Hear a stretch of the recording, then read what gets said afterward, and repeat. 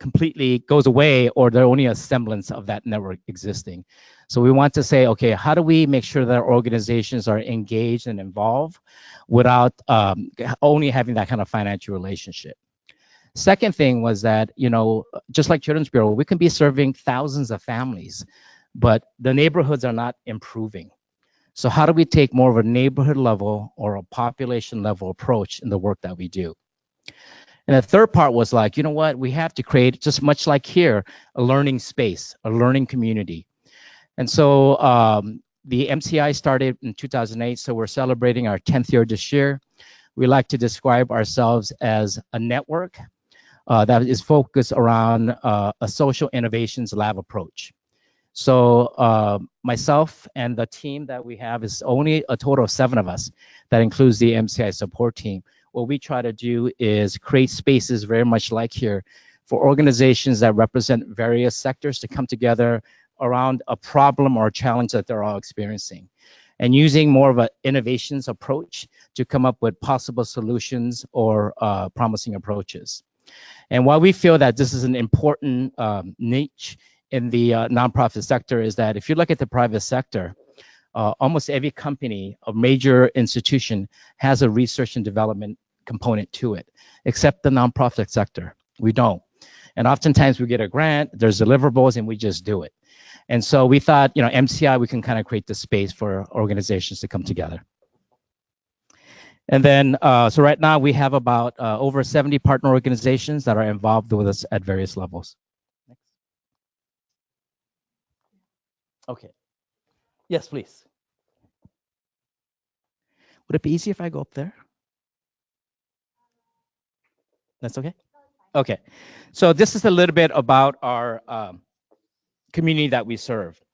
So our catchment area is 500 blocks in what's considered Metro Los Angeles. And for those of you that are not familiar with LA or LA County, one of the neighborhoods that is in our catchment area is Pico Union. And if you've heard of the gang MS-13, that's where the birth of MS-13 came from, is Pico Union. It's a very proud community. It's about 70% Latino families, about 12% Asian and Pacific Islander, and about 6% white and 6% African American. But it's a community that is quite dense in population. Although it's only 500 blocks, we have over 100,000 people living in those 500 blocks. So it's mostly multifamily housing, apartment buildings. About 95% of our families that reside in our catchment area rent, so they're not homeowners. And as you can see, these are some of the challenges that they're dealing with. So we have about half living below the federal poverty line. We have only about 3 out of 10 kids that are meeting grade level by the time they reach 3rd grade in reading. And then about 40% will graduate from high school on time. So pretty daunting numbers. Next. So MCI, our approach in working with our partner organization is that we want to honor the work of agencies and the work that agency is doing. We're not here to replace or duplicate, but we really want to support and come in as an additional value to these partner organizations. We want to support network partners by building and strengthening their current efforts. We have promise zones, we have promise neighborhoods that exist in our catchment area as well. So again, honoring the work that they're doing. So working together, again, cross-sector, which is extremely important. So I did ask Lori, about a little bit about all of you. I don't know you by name, but kind of the sector that you represent or the services that all of you are providing in the community, as well as our online participants. And I was really happy to hear that we have a real cross-sector set of folks representing different services and trying to impact the different aspects of the lives of our community. And that's really kind of our approach, bringing folks from different areas and different expertise. We want to be able to test ideals, innovative ideas that some of our partner organizations have and that bring to us, and we'll talk a little bit more about it a little later. And then we want to be able to kind of produce and really accelerate results. And so this is kind of our network partner diversity on who's involved.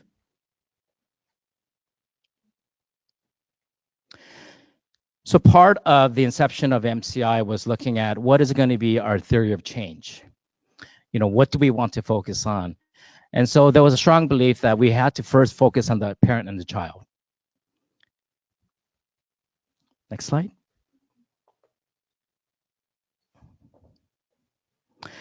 And then with that, what we want to look at was like very much like all of you, the importance of protective factors. And we talked about, you know, the importance of protective factors in families, in the home. But we said, well, if protective factors really help stabilize families, could it stabilize neighborhoods?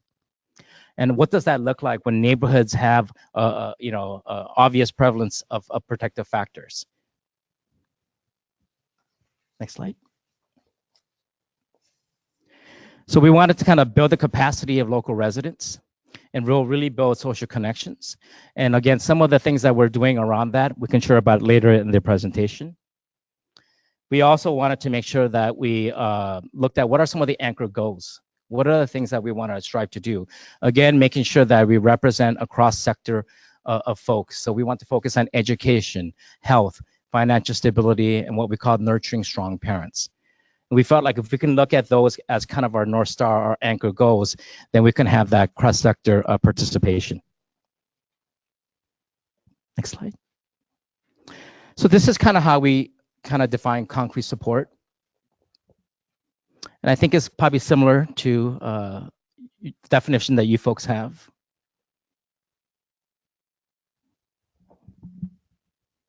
Okay, next slide. Okay, so building a network. So when I had a conversation with Lori about this presentation about concrete support, and you know, all of you being experts in the work that you do, I wanted to really focus on if we feel concrete support as one of the protective factors is important to, again, stabilizing and helping and supporting families. We wanted to take the perspective of, okay, do all of you have the network to provide those concrete supports? Because one of the things that we recognized back in Los Angeles with MCI was that we had organizations that did great service, but that didn't necessarily work great together. So I think all of us agree that for one organization to provide all the services that is needed for families and the complex needs that they may be facing, that you need these partnerships out in the community. I may be an expert in parent education or domestic violence or mental health, but my family is experiencing financial issues and I'm going to have to work with an organization that provides that expertise. Is there ability for us to work closely with them? So next slide.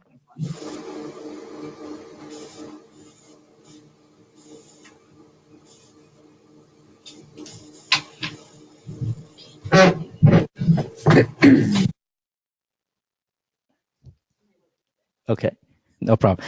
So are we connected?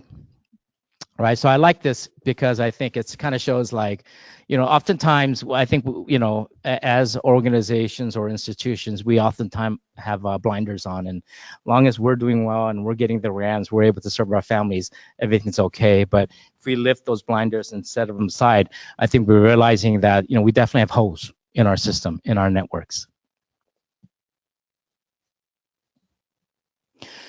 So as we brought our partner organizations together, we want to kind of take a look at, well, how strong are we as a network?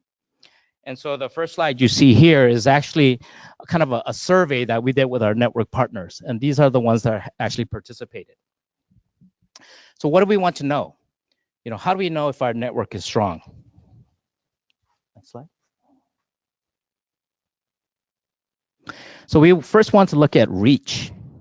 Right? We want to look at, you know, who's working with who's familiar with who. Next slide. And this again was asking questions, because oftentimes I think when you say who are the organizations, who are the institutions that you're working with, you probably could list several, you know, a full page worth. But as you start asking different kind of questions, it really goes back to and really gauges the relationship that you have with these organizations. Next slide. So this has to do with how often do you link families to these agencies? One thing that we've heard is that it's hard for organizations to make successful referrals because sometimes they make a referral and then the families will call back and said, I called the agency that you told me to call. They've never called me back. Or maybe they went and they didn't have a positive experience. So how do we kind of address these issues? How do we know, again, what is our comfort level? What is our confidence that we have in each other? Next slide.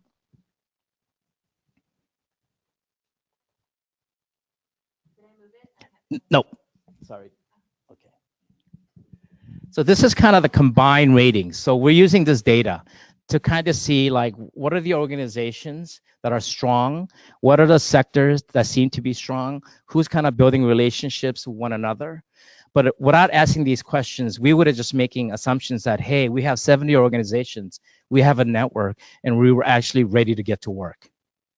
But this really kind of showed us where the gaps were.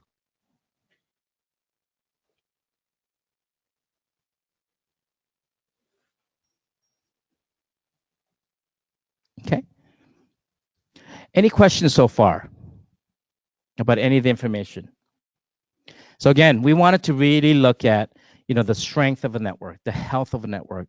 That was really important for us. And so this is something that we do on a regular basis. As new organizations come into the network, some may be exiting. We want to really, again, and then when we identify an organization that we feel has great reach, meaning that they have a good relationship with a lot of different organizations, we also partner with them to engage other new organizations kind of coming in and use their kind of influence. Because again, if we're talking about, and Chris, I'm going to be handing over to Christina in a little bit, about creating care pathways. Our system is very complicated for families to navigate.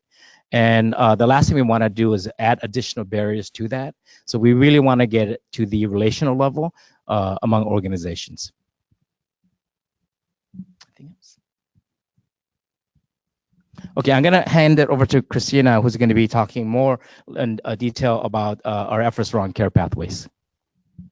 Can you go back to the last slide? Thank you. Okay. Okay. So I think it was kind of moving on its own. So thank you. So I think in our quest to developing holistic care pathways and improving our navigation system through a streamlined process, we were really our aim was really to identify a reliable way to connect families to either mental health services, reducing social isolation, health services. And so while recognizing that sometimes to refer cross-sectorally, the navigation system was not as effective. And so what we wanted to do was to create a streamlined process to help us do that better among organizations. And so our working principles were to address systemic barriers, also to already learn from what's already happening within organizations and honor that system, but also kind of improve that. And then the third thing was to really continue to have a testing and measurement system to see if what we are trying was working or improving. So what I'd like to do is show you a video of our what we call the Carelink system. So we partner with 211 Elack County, which is a centralized phone system that you use to get resources for families. And so what I want to do is I would like to show you a video of kind of how the Carelink system works, and then I'll talk a little bit more about how that started, our journey, and what we've learned. Okay.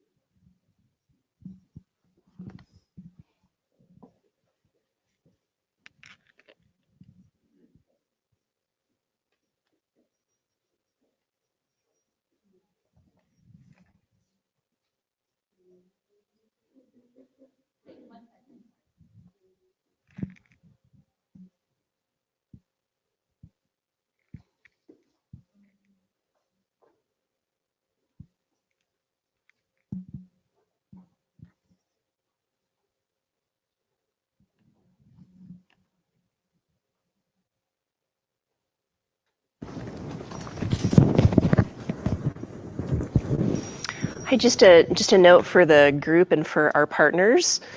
Our technology divas are working on getting the video up and running, so we will have that for you just shortly. Do you think you got it? All right. What is Carelink, participant referral and tracking system? We'll start with some history. In the beginning, the Care Pathways Group was formed as the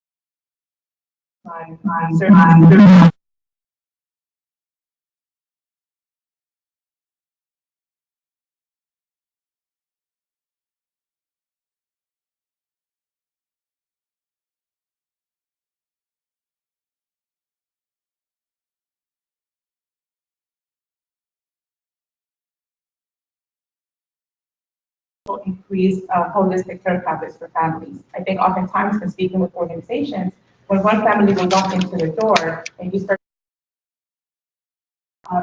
You think they're coming in for a mental health service, but once you continue to assess, turns out that they need financial services, They might need childcare. they might They need might need developmental support for their children. And so And so we're hoping that this system would kind of help us in our efforts again to create holistic care pathways for families. So our road to Carelink again began in 2008. We began to do some beta testing with 211. And in 2015, We began our small testing with a few partner organizations. And so again, our efforts were our goals were really to increase communication and building relationships. And so if an organization among with another one has a good relationship, can they better communicate with one another and do a warm handoff between families? Will that reduce families from falling into the cracks of maybe not getting serviced? And so if that communication is strengthened within so if organizations are working together, will we be able to help our families get serviced in a holistic way? And so here what I'd like to show you is this is kind of an example of the cross-sector partnerships. We do have childcare, we have mental health, family support, and housing.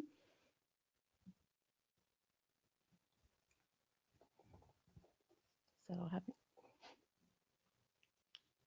I think it doesn't want to move anymore.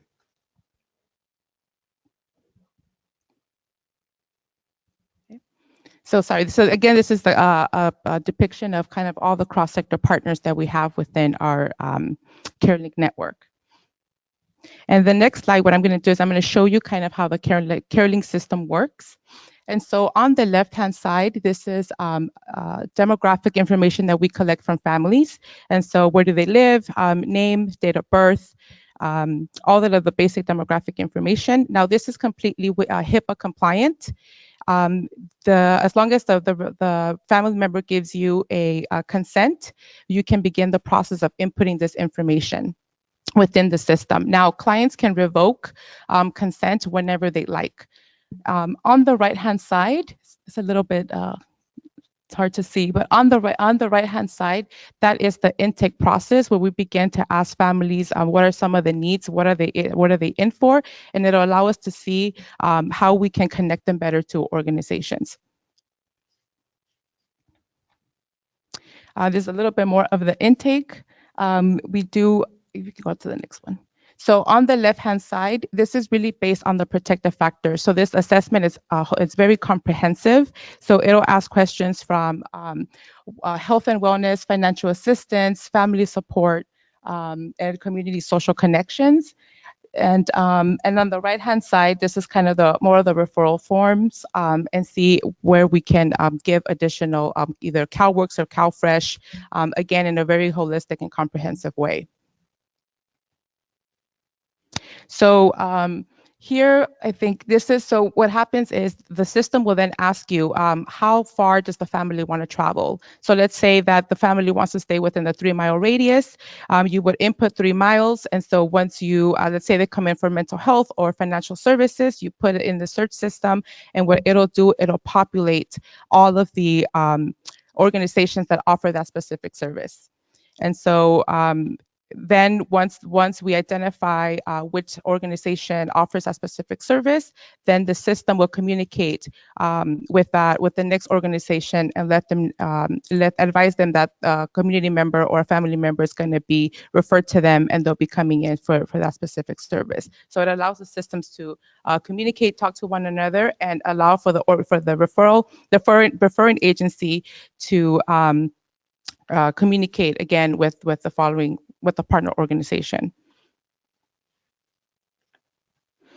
Now, there's a follow-up process. Once the partner organizations receives that referral, they will follow up with the family. And so what's very neat about this is that the referring party already has all of the case notes, all of the services that are needed. So the agency that that gets that referral is already prepared to help the family with that specific service. Go on to the next one. Now, so I think now we're at about 12 to 15 partner agencies. And so we are now in our second year of testing and really learning through this system. Now, while it has worked in really co-sharing of families, increasing communication among and relationship among agencies, oftentimes we do get feedback that the system sometimes duplicates their efforts. And so, for example, mental health might have a software where they need to input information based on that family. And so now they will need to go onto the Carelink system and input that same information. And so that was some of the feedback, was that at times it felt like it was a duplication of work. However, 211 is currently working on making the system adaptive and flexible to the needs of organizations. And so what we're doing now is, based on all the feedback from the organizations, we're able to now use certain assessment forms that an organization needs to use based on their contracts or their funding and add it to that system. And so now we're able to reduce duplication and allow us to talk to one another through this centralized and shared system. And so here, what you see is we talked a lot about already organizations, but what about the feedback from the families that we're serving?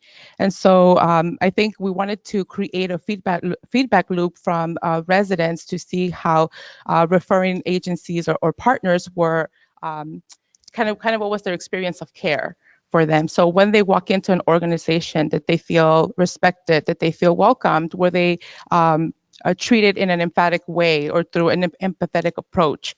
And so this experience of care survey allows us to kind of get that feedback loop from residents. And so it also asks comprehensive questions around, depending on their sector, so whether it be medical or education-based or a school, we would ask questions that they ask you about your child well-being, or what are some of the more assessed needs that they need in a comprehensive way. And so I think it allows also for organizations to prepare to better serve families. And so on the right, as you can see in the yellow, there is a data piece that kind of allows us to see what are some of the feedback that families are saying and where improvements need to happen. And also, what are we doing right?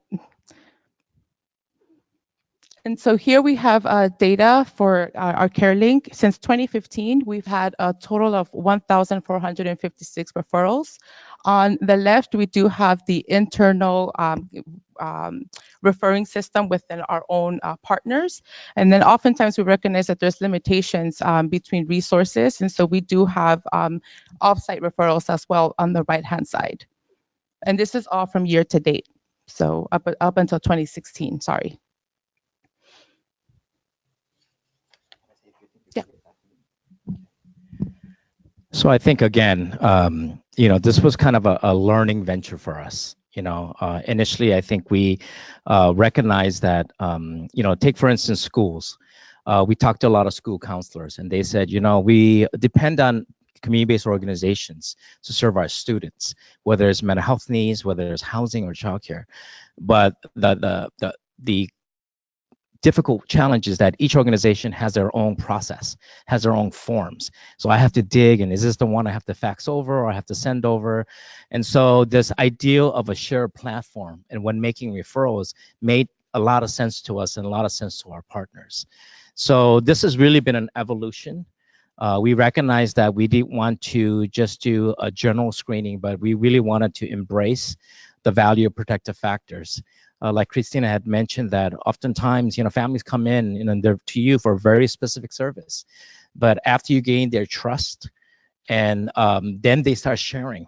And then I'm sure all of you, that work with families, you can probably agree that, wow, they need more than housing. They need more than childcare, and they need more than a job. They have all these other needs. And then you have to go through your kind of directory of agencies again. Do you have a relationship with them? Do you feel comfortable making the referral? Are they going to land at that agency? Would the agency even call you back and saying, hey, your family came in? So the Carelink, all these assumptions and concerns that when we talk about care pathways, we share these with 211 in LA County, who was the developer of the system. So when Christina mentioned that, if I serve a family and they have 2 or 3 referrals I want to make, the referrals go out simultaneously same time to those partner organizations.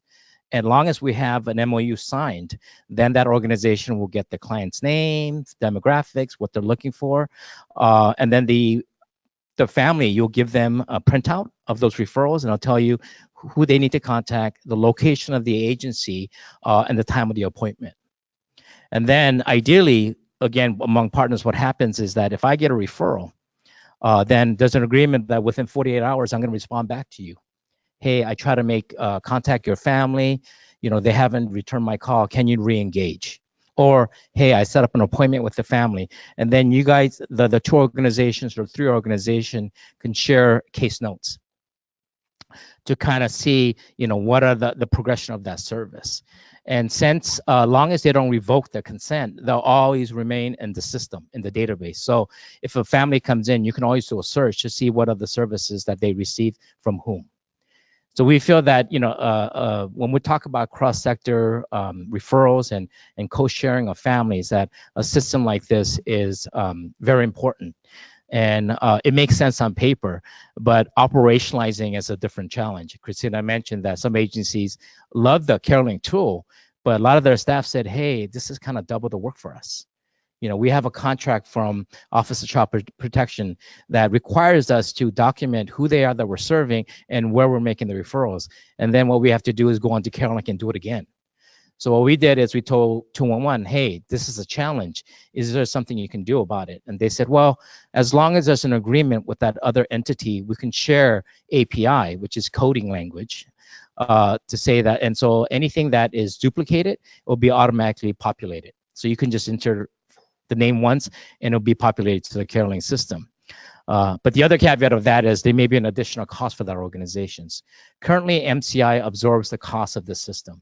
And for our partner organizations, we provide 2 users for free, with the agreement that the data that we collect, like the care pathways surveys that Christina mentioned, and also the reports that you're able to print from the Carelink system, gets shared in a learning environment very much like this. And again, the last several years, by doing this, we learned a lot. Just at a guess, what sector do you think received the most referrals since we started this electronic system? What sector? Housing. Not the number one. Mental health. Substance abuse. No. Childcare. No. Food. Food bank by a local Catholic church in our catchment area. By far gets the most referrals. So food insecurity. And again, I would have made the exact calls all of you made: childcare, mental health, housing, substance abuse. And so again, I think oftentimes, we all make assumptions. We think those are the vital services that are needed in communities to be healthy. But it was really the church. We're trying to get the church to be a formal partner of ours.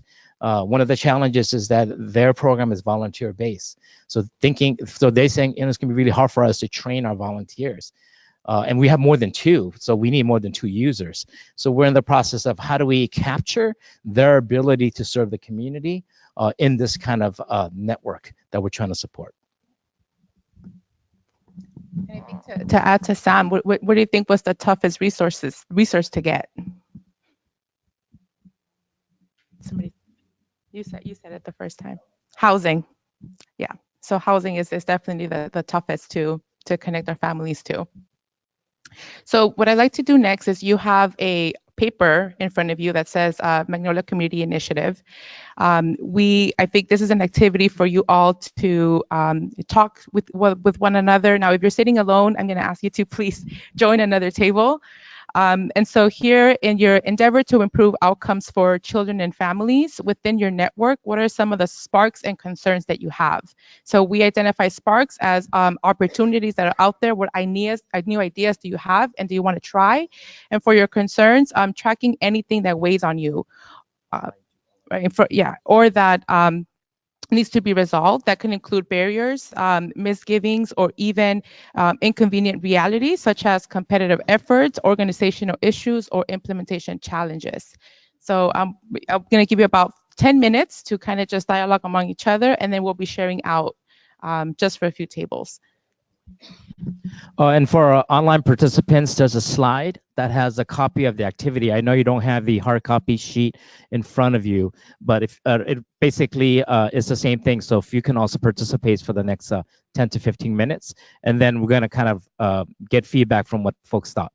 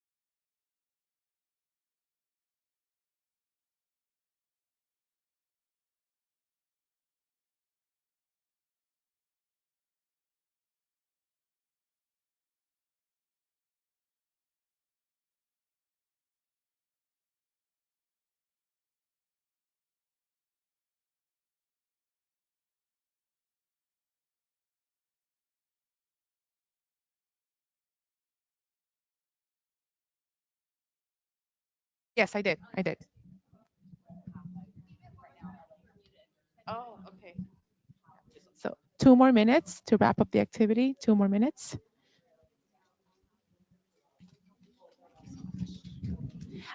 So as far as our remote sites, hopefully you can hear me. Monica, we will have your group go first. Thank you for the thumbs up. I see it. And then Tom, we will have your group go second, followed by Yosemi's group. So in that order, first we'll have Monica's group, then Tom, and then Yosemi's group go third as far as presenting a little bit about what your groups have discussed. Thank you.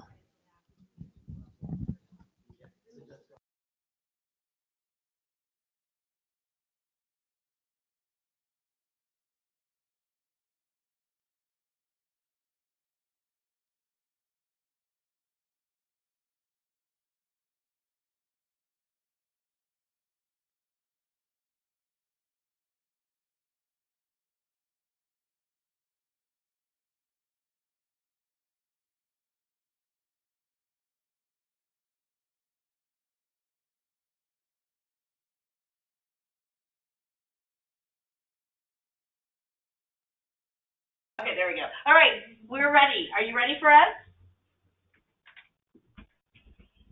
Can you hear us?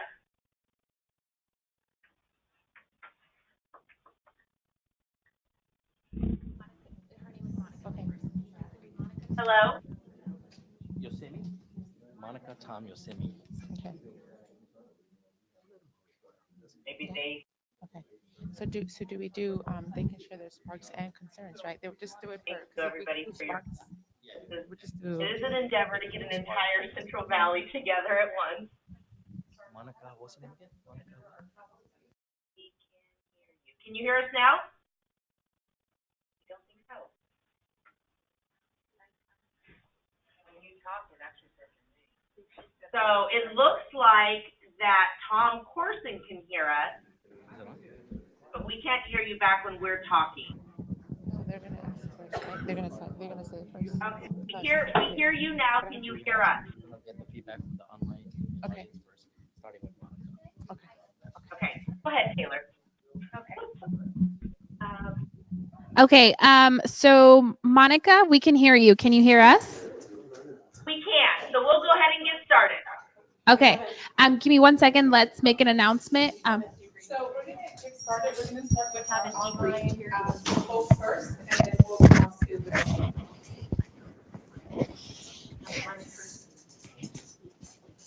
Here.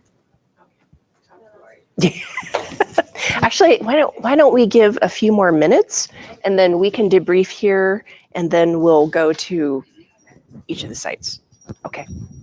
So let me just make an announcement to the online people. Monica, sorry, there's a little bit of change of plans. We are going to debrief here in the hub site, and then we will let you know when we want you to share a little bit of your thoughts. Does that sound okay? Sounds okay, thank you. Just one about person from each side. Yeah. Yes, just one person from each side. Got All right, thank you. Okay. So whoever's speaking, please do microphones that are online. Here. And if you can share just one spark and one concern, please, for people. Okay. Who wants to start? Anybody want to start? Volunteers? This table, yeah. Thank you, Ramiro. So one of the sparks that we came up with at our table was kind of tied in with each other, but new legislative turnover, as well as more data to support some of the needs and what is really working in the communities. We find that a spark, and one of the concerns that came up was confidentiality within care for families as well. Thank you, Ramiro. I'm just going to make my way around the table. Here we go. Thanks. Thanks, Lisa. One of our sparks were how much we just love this concept and how it would really work in our county. And we again had the concern of confidentiality and how that would all work together. Thank you, Lisa.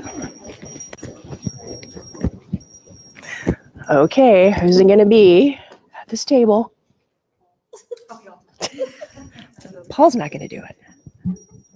So we, I'm going to go backwards actually a little bit because we actually had the initial concern about confidentiality as well. But thinking about the system, it would actually be easier if we had everyone sign, if let's say we were serving somebody, have them sign a consent to let us connect with all these different agencies one time, than having to do it each time. Because right now when we make a referral, we have to sign one for each place we go. And then, so if we had one form for confidentiality for several different agencies, it would probably actually be simpler, I think.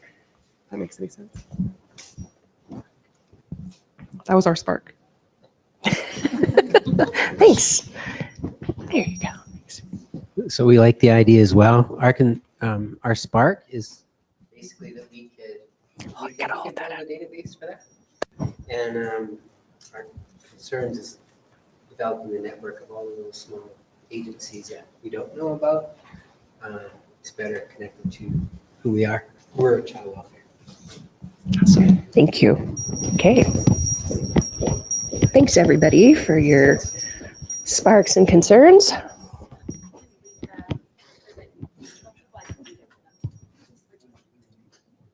I think you can go ahead and do it. Okay. Anissa? Yep. Thank you. Okay, so we are going to have our remote sites share a little bit about your discussion. So one person per site, please, just so we can make sure we're on time. So Monica, I will unmute you so that we can hear you on this end. And you are unmuted, so please. Taylor Frost is going to wrap up what we talked about collectively. Okay. All right. One of the aha was that we need a system change for all of Merced County. Oh, we can't, if we can have her come a little closer, we can't hear her very well from there.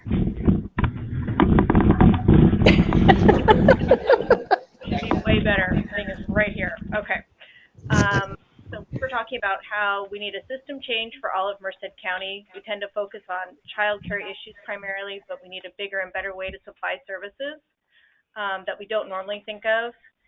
We also discussed a general referral form, and we like the thought of having measurable amounts of data. And how do we make our own 211 system more robust, and who funnels the 211? In LA, we were wondering about that. We also found out that we have similarities between MCSD and our Head Start referral forms, and we thought that was pretty interesting. We like the increased accountability and tracking and follow-up. And it also made us stop and think about how well do we know each other's work and how much do we interact. We also discussed the consent issues and privacy and potential limitations. And then we also wondered if we can go ahead and use the existing design. And what about the dinero? What is the cost? And do they have any long-term data on the families that they've been working with in 2008? So do we also have any long-term data on the families that have already been an active participant since 2008? Any potential outcomes? Do we know those yet? All right. Sam will help us answer those questions after we kind of go through all the other remote sites. Thank you, Monica. And group. So now we're going to move to Tom. Tom, is your group ready to present a little bit? Let's see. Tom, can you hear me? I don't think you could hear us. Okay. I think they're having their own discussion. I see his hands moving. And then we'll go to Yosemite. Yosemite, can you hear us? Yes, we can. Okay, great. Would you like to share a little bit about your discussion? Sure. Okay, so as, can you guys hear us? Yes. Yeah. Okay, so as a First Five family advocate, we've encountered many scenarios with kids, and one of the prime concerns that I've had with families is that they're kind of interested in knowing if their children are hitting the correct milestones regarding their development, mental development. So I think a lot more like better strategies. We would like to apply more strategies regarding mental health awareness. One of them being like maybe autism or ADHD.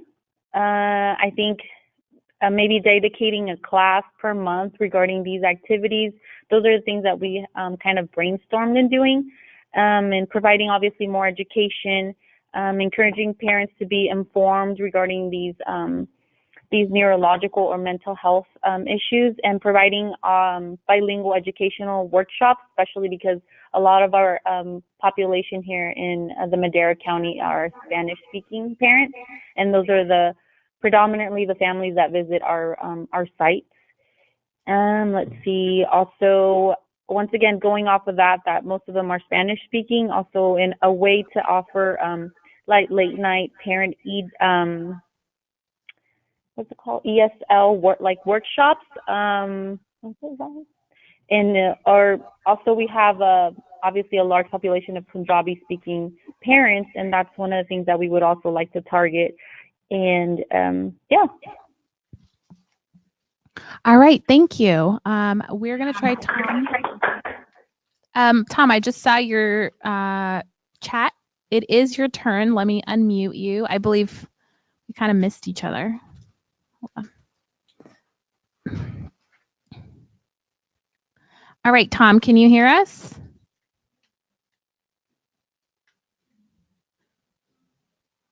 We can't hear you.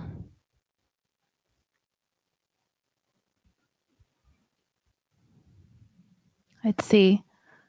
I think he's trying.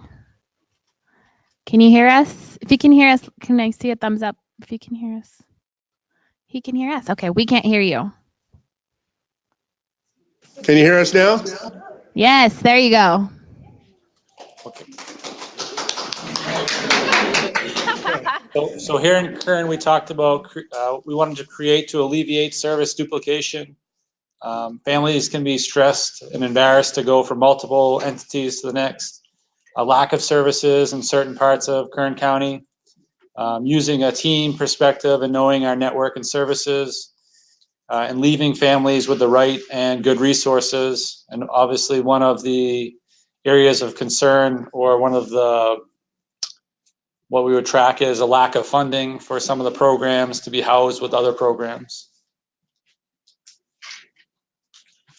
All right, thank you. If there's anyone else as participants who would like to share a little bit of their thoughts, let me see if there's anyone. And nope.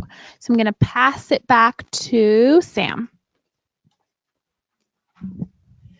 Thank you, everyone, for participating and kind of sharing your thoughts. And as all of you are both our online friends and folks here were kind of sharing the sparks and concerns, it was interesting that these were very much the same sparks and concerns that we had when we kind of launched this effort to try to create like a shared platform and around confidentiality. And so we work very closely with LA County and the County Council to ensure that the 211 LA County Carelink system met all HIPAA regulations.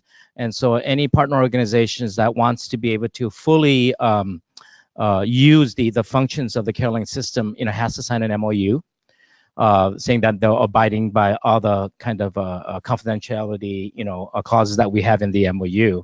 Now we do, like Christina mentioned, have partners that haven't signed the MOU. So when they get a referral, all they get is an ID number. They don't get any client demographic information saying what services that they're requesting. And so they get much less information. Of course, we feel that it'll be more helpful if we had that ability to share information, across our organizations. But again, we wanted to make sure that we wouldn't be violating any confidentiality laws. Regards to cost, I think there was a couple of folks talked about cost. Since this was a pilot project for 211 LA County, our cost right now is minimal. I'll share with you for 150 users, MCI, we pay $10,000 annually for that. I think if the county or whoever manages the Health and Human Services for a particular geographic area wants to make this level of investment. We also find that locally in Los Angeles, there are foundations that were interested in this work, that was willing to support with resources. So I think, I think there are opportunities to bring this level of a shared platform idea or concept to many of your communities. But it did take some work. It didn't happen overnight. It did take a lot of talking and encouraging and kind of sharing the benefits of a system like this. So what I'd like to do then is move on to the next part of our presentation.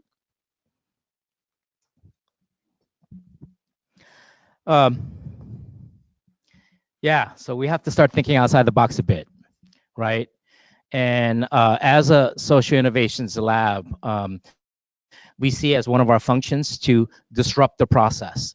Because sometimes I think we get so bogged down on how to do it, and this is the way you have to do it, and this is the way our funders have to do it. And I was having a conversation this morning, and I hope there's not funders on the line, but I think when we talk about changing the system, we got to change the way our funders think, on how they fund things. And they have to really kind of encourage true collaboration and partnership, and not always looking to say, hey, we want you to do something new, create your network when networks already exist.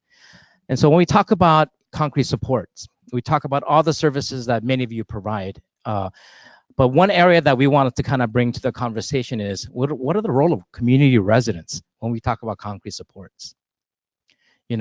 Is it just, when we talk about a network or a system, is it just, institutions and public organizations and nonprofit organizations? But what is the actual role of residents? So going back to kind of this idea of innovation, earlier on, I showed you a slide with some of the challenges that the Magnolia community faces, especially when it comes to education and that kind of achievement gap.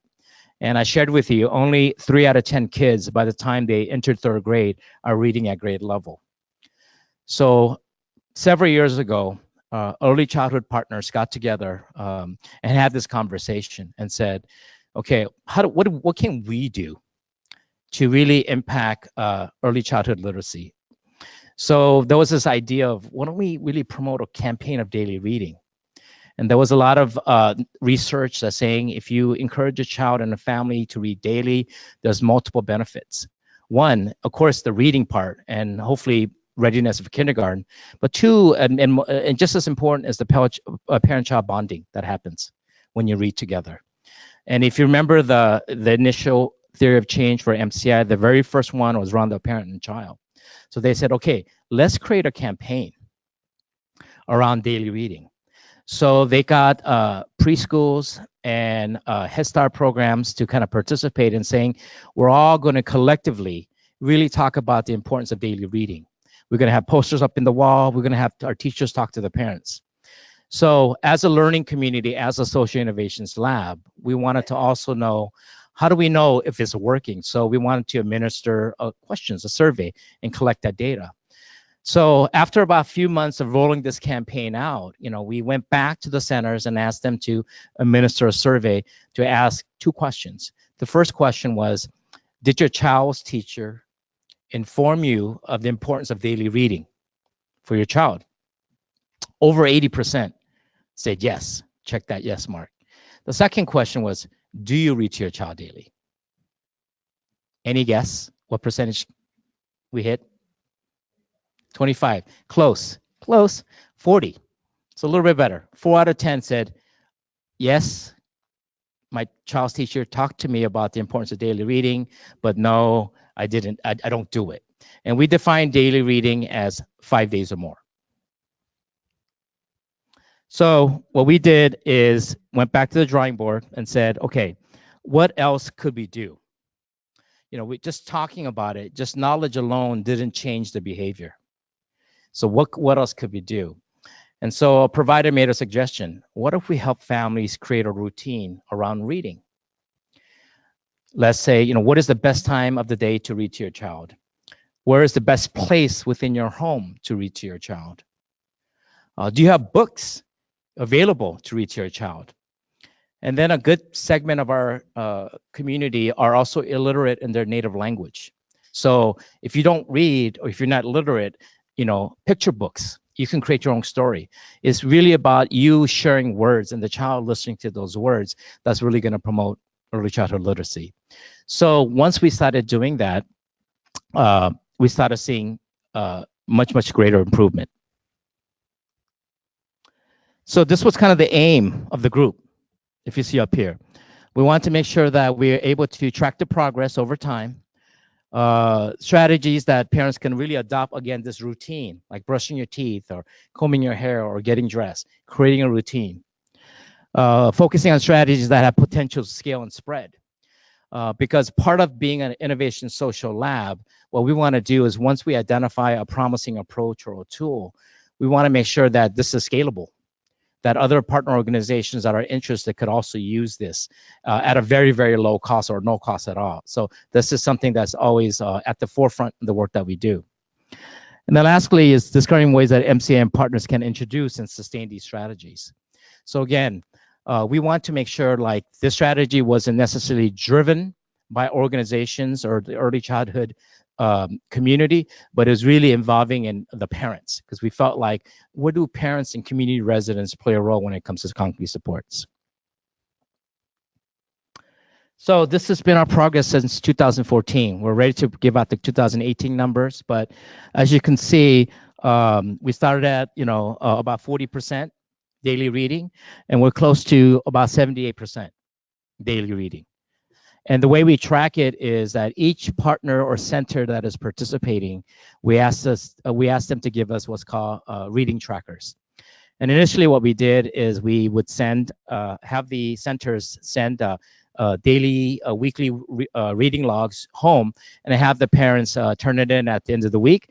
But you send things home, you don't always get it back, right? So that was one of the lessons learned. So what we did was, in preschools and early Head Start programs, of course, you have to sign in and sign out your child, right? So we just added another column that said, did you reach your child last night?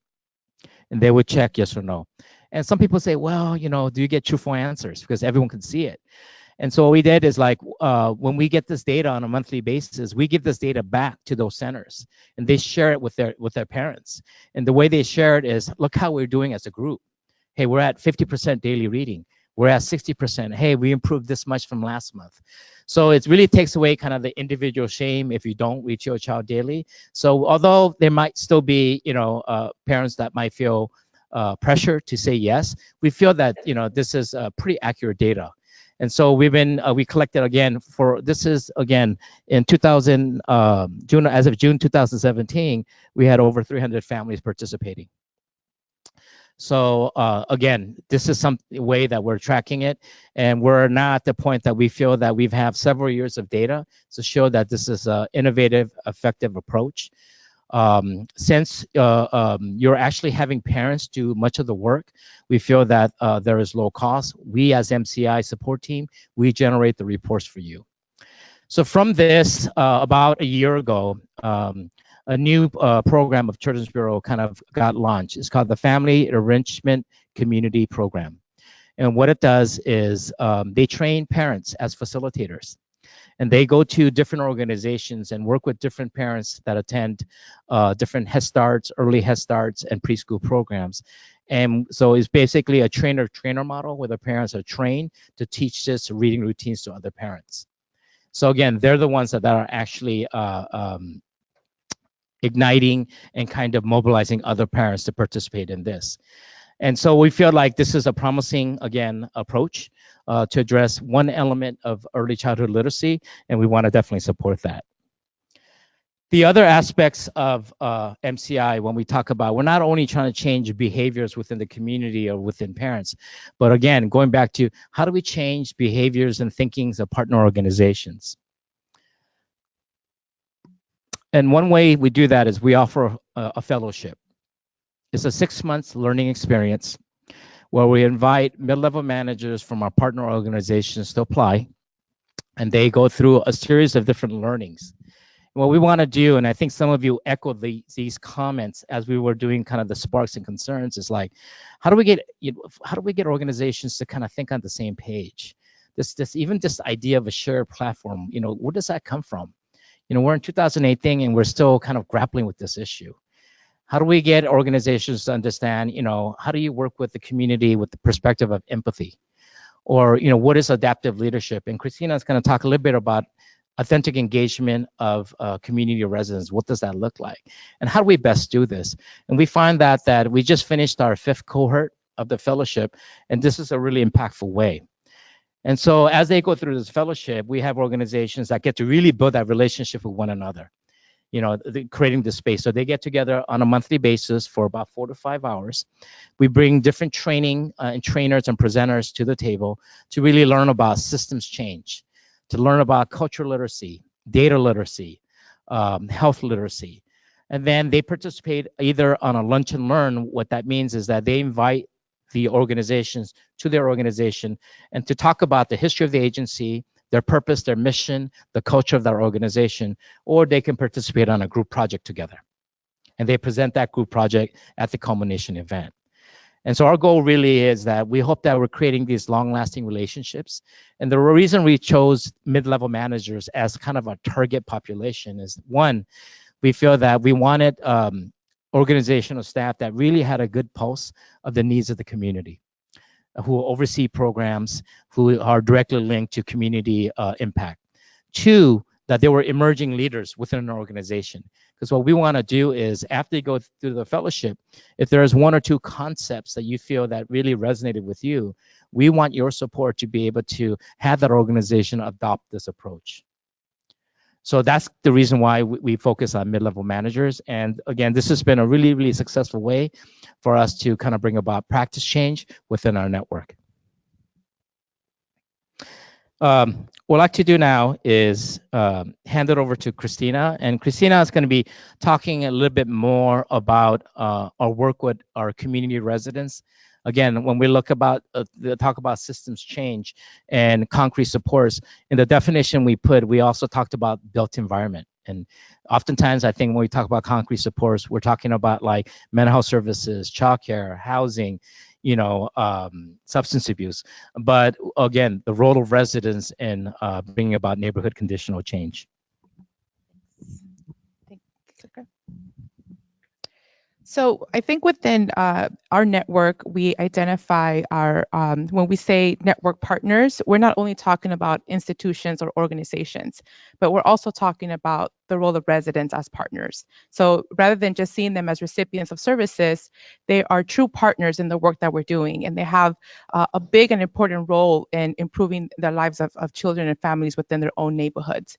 And so as a way for us to also respect the community voice, to listen to what are some of their needs and not working on our own assumptions of what we think the residents need.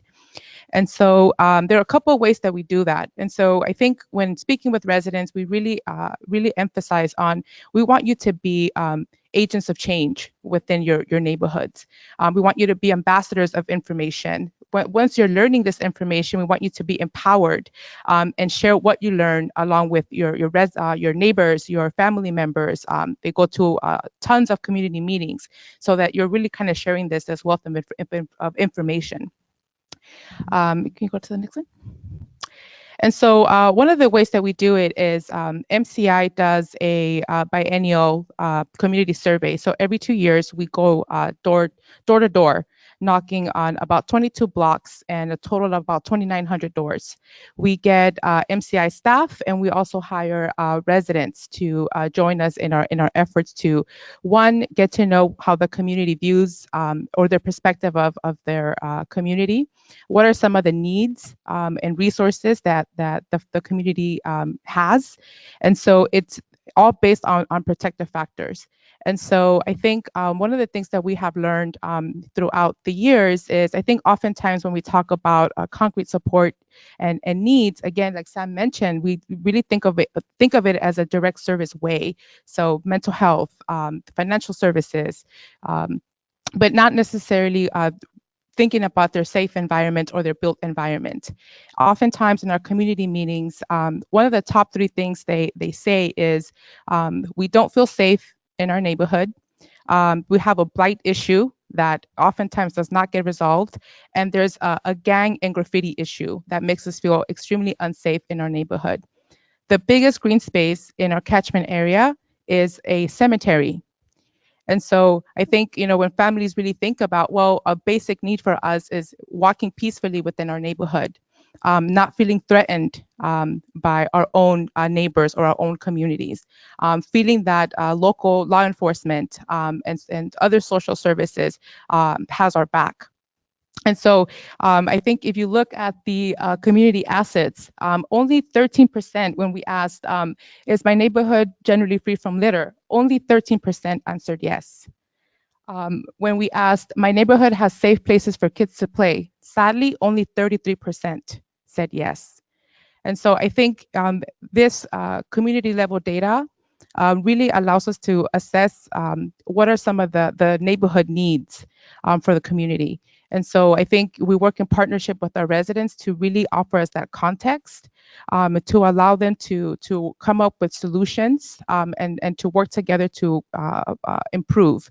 And so once this information was collected, we invited over 100 residents, actually all 2,900 doors, but about 100 showed up.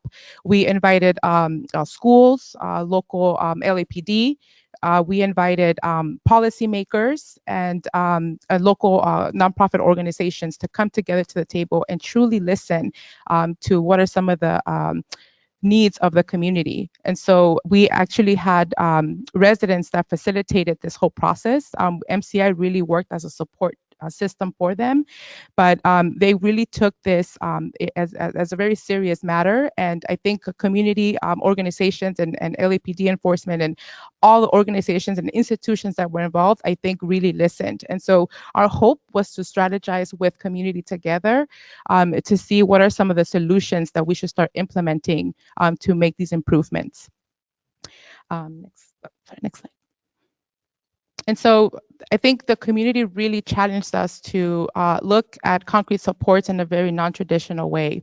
And so really thinking about the importance of built environment. And so another way that we do this is we meet with community on a monthly basis. And so we have over 40 to 50 community members who come together and they identify organizations to come and present on cross-sector forms. So we have mental health at a given month. We might have disabilities or just different needs that the community has. They are the ones that identify the organizations to come and speak.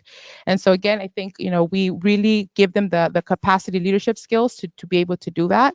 And so I think the community has a lot of pride and ownership of some of these services. And so again, we work in a very collaborative way with our members.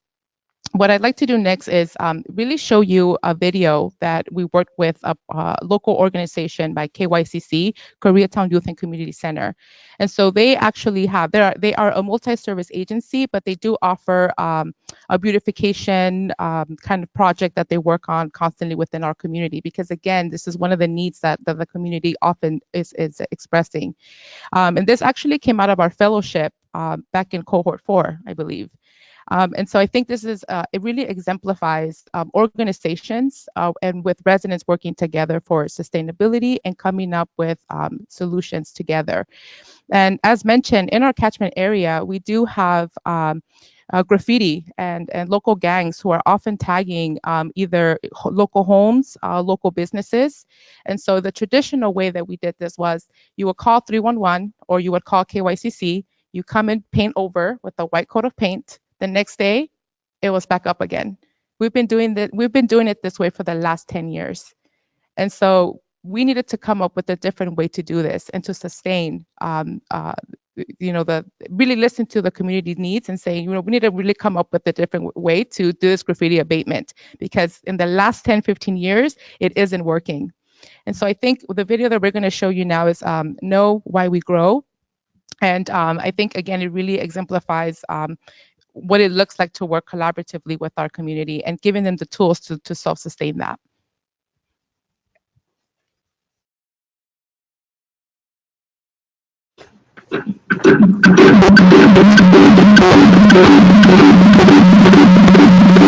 It's too close to this here. It was Okay.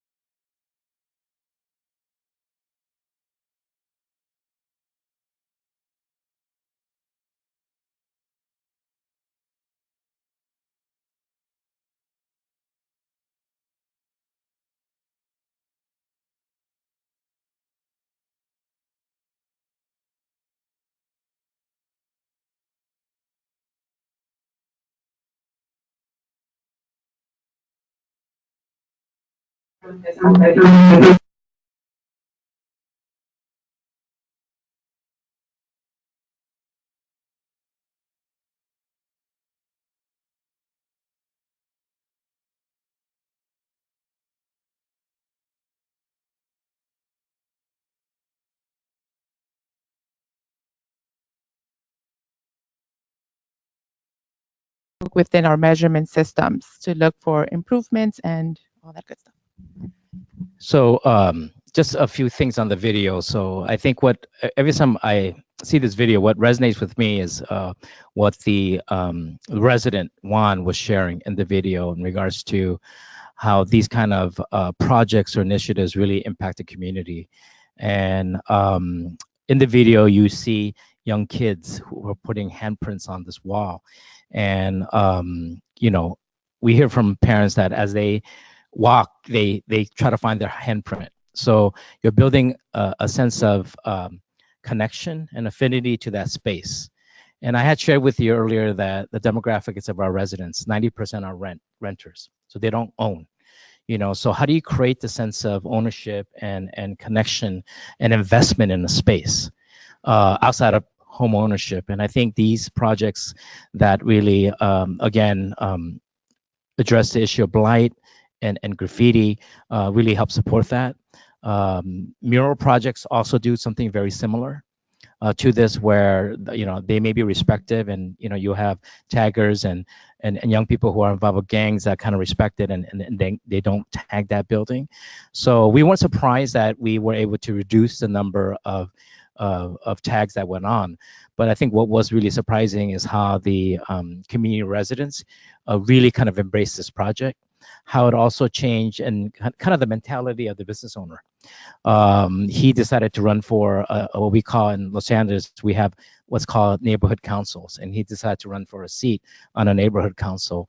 And so he wants to know, I don't want to just be a business owner in this community, but how do I help kind of support and reinvest? And he does that with local neighborhood project. He does donate food and drinks and things like that. The other part is with the partner organization KYCC. They've been doing graffiti abatement for decades. And like Christina had alluded to earlier, you know, it's not uncommon for them to paint a building in the morning and then 4 o'clock on the way home, it's back up again. And sometimes they have to respond within 24 hours because it's LAPD calls and saying, hey, we got to get this off now because we don't want to cause kind of this gang war because this tag is up here. So for them, I think it was, again, a practice change is that, hey, it took a lot more time and resources to be able to do this project. But if you were to quantify it, because they don't have to go back 40 to 60 times anymore, they save thousands of dollars. So what they're trying to do is educate the city of Los Angeles, who oversees these beautification funding resources, and elected officials to say, hey, you know, we might have something here that not only brings a connection to a local space and revitalizes that local space, but also, you know, addresses the issue of us having to respond every year to a greater number of buildings that we have to paint over. So I think there is a lot of lessons learned here. And again, a promising approach that could be scalable, meaning that KYCC will be talking to other graffiti abatement partners about this project to see if they will be also interested in doing something similar. Excuse me. So the learning part is really big for MCI, you know, and I think that was one of the questions that were asked from the previous activity around sparks and concerns, like what are the long-term data, you know, and earlier on, Christina spoke to you about the experience of care surveys that we use. We use it with our local health clinics. We use it with our early childhood partners and community-based centers, where we're asking residents give feedback on how they felt about the interaction with that organizations. You know, did they receive the information that they are requesting? Did they receive additional information that they didn't know about? Were they connected to services? So, you know, it's really important for us to look at measurement. We show the experience of care surveys. We also collected data around if partner organizations had a relationship with one another. You know, did that relationship lead to better results for children and families living in the community? We also, collected data in our community survey about what residents thought about being in their neighborhood, about feeling connected to their neighbors. Could they access services? So all this information, hopefully is helping us see if what we're doing is actually leading to improvement. So this is a dashboard that we use. And so what we're able to see is all the different data collection efforts kind of in one page. I know this is kind of overwhelming. I'm not a data person. When I look at this, I'm like, oh, I got a headache, because it's just a lot to look at, But I think if you are a data wonk, and this is something like, and oftentimes funders are, they want to know what's the impact you're trying to make. And so what we're trying to reflect in this dashboard is, what are we collecting and why is it important? And I think it has things like care pathways. It has data around the family reading routines. It also has, what is the linkage and referral data telling us, and also about neighborhood protective factors. So this is one way we try to capture and engage our partner organizations. And the reason we want to capture all this, again, because we want to make it inclusive. And our goal really is, aside from those 4 anchor goals of education, health, financial literacy, and nurturing parents, is really about how do we create a child and family well-being. That's really the goal. At the end of the day, that's what our North Star is. So we spoke about a lot of data that we collect internally from residents, from partner organizations. What I'd like to do now is, well, that's all good. And you might say that's people's opinions, but does that really move that needle? Does that really show impact? And so for the last several years, we've been partnering up with UCLA, the Center for Healthier Children's Families and Communities, around a population level assessment tool called the Early Development Instrument, the EDI. I don't know how many of you are online participants as well as here have heard of the EDI. Okay, good. It's a couple. So the EDI actually was created in Canada. They use it nationally in Canada. And what is unique about this population level assessment tool is exactly that. Although what happens is when a child enters kindergarten, the teacher assesses the child around 5 common domains like language cognitive, social skills, communication skills, physical well-being. And then they provide that information to UCLA, and UCLA geocodes it to the neighborhood that the child comes from. So although it's an individual observation from the teacher's perspective, the data that we get is at a neighborhood level, at the census tract level. And it's really amazing to see the differences from one neighborhood to the next when they're right next to each other. Why is it in this neighborhood, children are really facing high vulnerability when it comes to language cognitive, but the immediate next neighborhood, they're not? What is happening? So it really, really allows us to kind of dig down, at a deeper level, at a more local level, about how children are faring depending on the neighborhood that they're coming from. So these are the domains and some of the sample questions that are asked by each domain.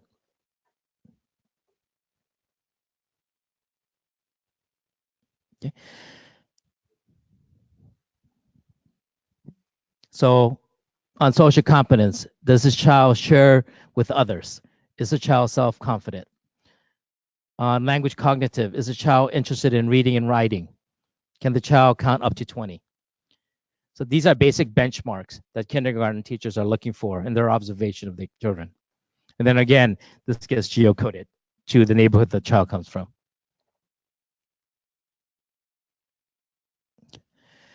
So what is this telling us? It's telling us that place matters. I think more and more, the conversation is, the zip code you come from, that you were born, you were raised in, does matter. There are certain advantages and disadvantages of certain neighborhoods. All of you, a lot of us are looking at this issue around the issue of equity, whether it's race equity, health equity, cultural equity. And so the UCLA partners kind of developed this shoes and ladder image to just kind of show what are the indicators that actually promote child well-being and kindergarten readiness, and what are those that negate that.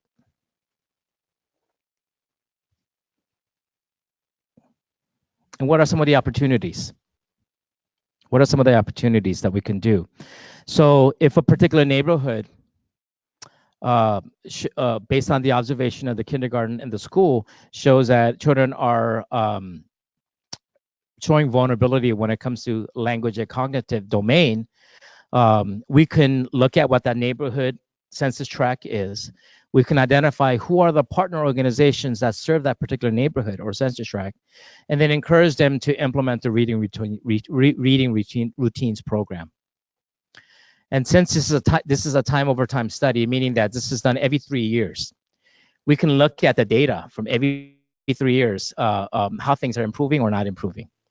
So this is where I think it really brings value for us to partner with UCLA around the early development instrument. And I had a conversation with them before we made our way down here to Modesto, and they are working with the city of Oakland and the school district around the EDI.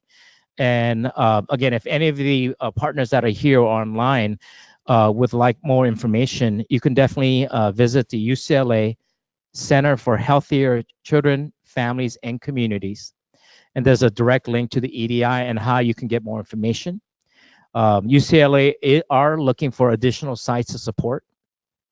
And what I mean by support is they'll work with you and your network partner organizations to work with the school districts to see if they would administer this population level assessment tool and that share that data with you. And then you as a service providers can come in and work with your networks to develop strategies and approaches. Center for Healthier Children, Families, and Communities. Mm-hmm.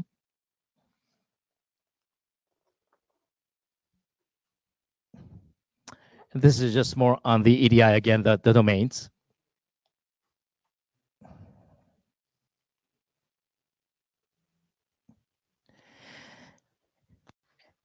And it was really interesting to see that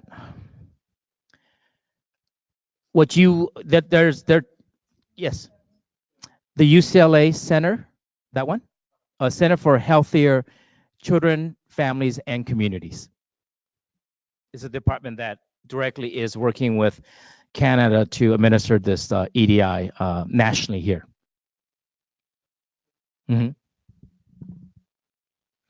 And it was interesting if you look at the national data, and definitely you could make some assumptions because what they do is they take the observation of the kindergarten teachers and then they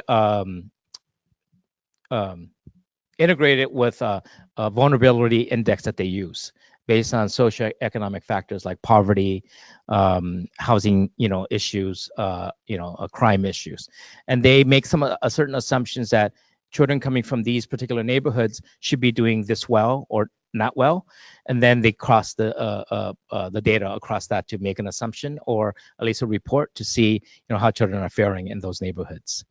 So it's really, really fascinating to see some of the differences and definitely again going in, we have certain assumptions. So as far as how does this relate to MCI is that since we've been implementing the reading routines program with the early child providers in our partnership, in our network, the 2 schools that most of those kids are going into, elementary, are showing a less vulnerability when it comes to language cognitive than the other schools that are not, receiving those children that are being, exposed or participating in the reading routines program. And we've been tracking this data for the last 5 years. So now we can go ahead and take all the credit for that, but there may be other things that are happening in our catchment area with our other partners that are contributing, to that data and the improvement when it comes to language cognitive. But again, data only, I think, poses more questions, but it's really about partner organizations coming together, having conversation. What do you think that is? Another interesting fact was that looking at even in affluent neighborhoods, it's amazing to see some of the vulnerabilities that children face. And why is that? Especially children of color in affluent neighborhoods are doing actually, if you look at the trajectory of children of color in low-income communities versus children of color in high-income communities, there's actually a higher vulnerability rate of kids that are living in those affluent communities than lower. So again, it poses those questions. assumptions that you change the, where they live and there's more resources, more connection, but there, I think it goes much deeper than that. So there's a lot of lessons learned from us around using the EDI data. And so the next step for us is looking at the data that we're collecting from our community residents, because we really feel that, well, what is the role of resilience in neighborhoods? How does that, negate some of these conditions that exist in neighborhoods that potentially could cause or create greater vulnerabilities in kids? And so we want to be able to look at this community survey that we're doing, and we're in the process of modifying some of the questions to get better aligned with the EDI, because we want to be able to use both data to really, really give us a better idea of what's happening in our neighborhoods.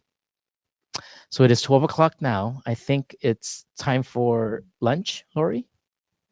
But is there any questions of anything that we presented after the Sparks and Concerns activity, or anything up to this point?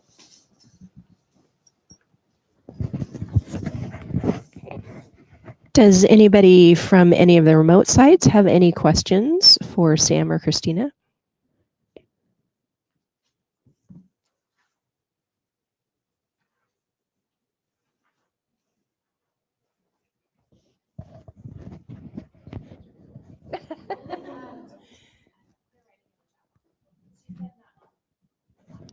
Not now. Okay. Okay.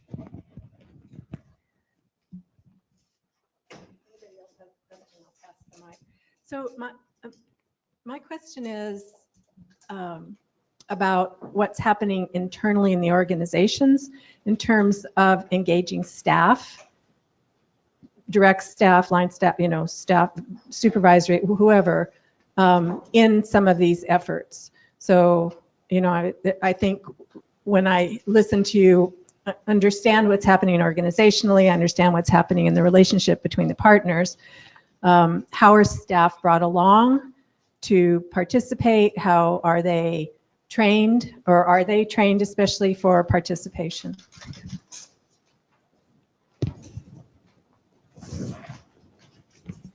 So whether it's the reading routines, we also have a research and evaluation work group that organizations are kind of participating. But some of our partner organizations like KYCC, where the video is from, and others, what they've kind of adopted was some of the approaches from MCI. One particular organization, Pathways, they're a child care referral agency. So they primarily work with home-based child care providers. And what they've done is they really kind of took in the strengthening families approach and protective factors and really integrated it within their organization. They're also using Carelink, the platform, organizationally. So they decided to adopt that as their data tracking mechanism within their agency. And so a lot of the work groups that we support, we invite, and it's for different levels of staff. So the Carelink support group that we do is primarily with users of organizations that do actually do the intakes, that do the screening of families that are coming in for services. And so we do different types of trainings around that, not only on how to use the tool, but we also implemented a curriculum that we have. It's called It Takes a Community, and it really teaches intake specialists and case managers and how to, again, work with local residents from a perspective of empathy, and how do you actually practice that within your organization. For mid-level managers, I spoke to you about the fellowship. And for executive leadership or senior leadership, we have something called the Ambassadors Champions, which is kind of the leadership body for MCI. And what they help us do is, look at the kind of the bigger picture of MCI and the direction that we're going. And so they look at things like the data dashboard to see how are these work groups that we're supporting moving along, are they improving? Then they also challenge us, is that, do we need to continue with this, or do we need to sunset and move on to something else? We are in the process of finalizing our road mapping process for the next 3 to 5 years. And some of the things that came out of there, and what we did was we had 2 convenings where we invited over 100 organizations to come. Some were familiar with MCI and some were not. And we wanted to ask them, what is it that you feel that we should be focusing on as a support network? And it was surprising that a lot of the things that they were echoing or sharing were very similar to what was shared 10 years ago with the founding partner organizations. They wanted the opportunity to come together in a different space, not in a space where, you know, you're just giving report backs, but really, really looking at some of these difficult questions that organizations were facing. They wanted to learn more about innovations. You know, what does that mean to be an innovator, to think outside the box, to do things differently? And then they also wanted the opportunity to work more closely with local residents. They realized that they wanted to build a different relationship with residents. And so based on the feedback, we are going to be launching some new efforts. One is we're going to be, in the coming 2019, 20, and 21, we're going to be offering innovation grants.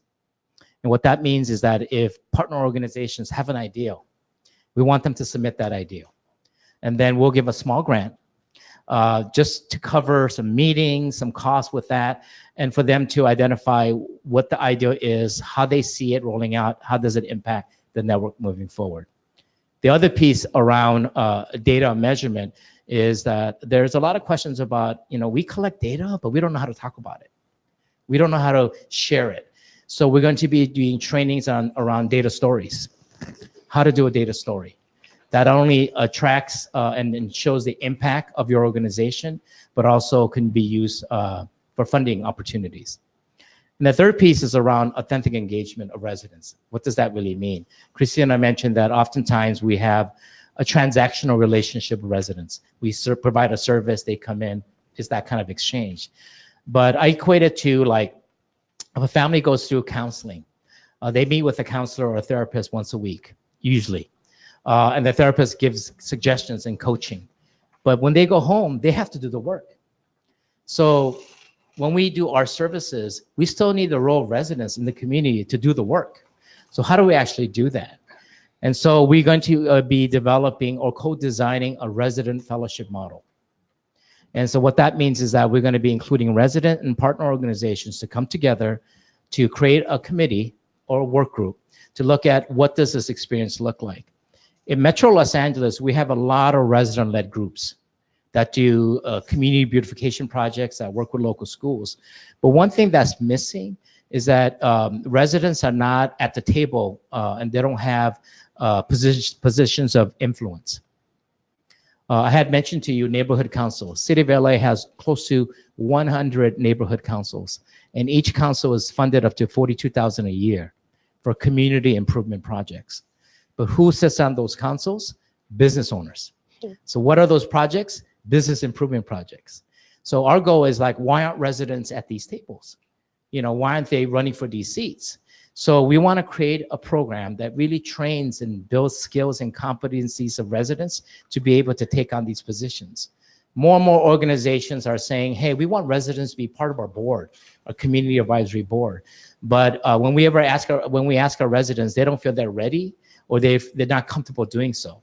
So we want to create, again, a curriculum, a space for them to learn where they will become comfortable to take on those seats. And then lastly, in the state of California, they have something called Elacks, English Learners Advisory Committees at Title I schools. And this is supposed to be the leadership body made up of parents at local schools. But again, depending on the principal, the investment varies. So again, that's another space that we think residents could play an actual impactful role. So again, the role of this resident fellowship, again, is to place these parents into positions of influence, to work with partner organizations and institutions to say, we'll support this effort. And that we think that's going to also help improve our communities and neighborhoods. Thank you, Sam. Can you wait to get the... There we go. Thank you, Christina. I'm very familiar with the catchment area. Lived in LA for several years. And my question would be, I guess it's maybe a twofold question, but have you seen any direct results as far as decrease in violent crimes or gang recruitment due to the efforts? We recently met with USC, who works with us, and they provided some data around crime and safety in our community. And they said, hey, things actually looks like they're improving. They're getting better. There's less property crime and less robberies, et cetera, et cetera. As far as the gang activity, also within our catchment area, there's the Rampart police station, and I'm sure you know there's a long history with the community. The movie Training Day was based on the Rampart police station's history. So there's a large mistrust of institutions, law enforcement institutions. So one, I think when you look at crime data like that, I think it could be misleading. So I know that when we talk to our residents, they do fear that the gang activity is still there. The recruitment of kids into these gangs like 18th Street, MS, 13 are still happening, even though the crime data say it's getting lower. The other reason we think the crime data may be getting lower also is that residents are not reporting as much, especially lately because of what's happening around immigration. I had shared with you about 70% of our target population of residents are Latino. And within that 70%, USC is telling us the data around 70% are undocumented, which is a huge number. It even surprised us. And we're trying to get a sense of where USC got this data. So I think that the issue of crime is somewhat improving in certain pockets of neighborhoods where there's been efforts to reclaim parks, where they're making parks more safer by adding more lights, adding more resources. But I can't say, blanket across that things have decreased in the last 5 to 7 years, but I think things are improving. Also, we've seen a change, and we've heard a lot from our residents that gentrification is also happening within our community. It's a real, it's a love-hate for many. But I think that's also changing the landscape of our communities. Also, there was some research that comes out sometimes in our communities related to crime and gangs. Often turns out that when LAPD decided to kind of go within our catchment area and decide what were the hotspots of crimes and where the local gangs, when we had a partner organization ask residents if that was true and it didn't match, well, most of them said, no, those are not the crime hotspots. Actually, these are it, and there's probably a little bit more. So again, there's a disconnect, I think, and I think this is where the resident piece and the resident voice is so important to kind of connect that data and ask those questions and really hear from community. But we have heard from our residents that it has improved. It is a little better, but I think it has to do, I think, with a lot of our efforts, but also gentrification that's also happening. Right off of Ursula, I lived off of Dinker and 59th, and so going back now, there's definitely a lot of changes and a lot of businesses that have grown, and so I know working in the counties out here as well, working with probations and different things, when you're having effort as such, having that trust and being able to bring in law enforcement as part of community trust, I guess, is important. So thank you. All right, thank you. Any other questions?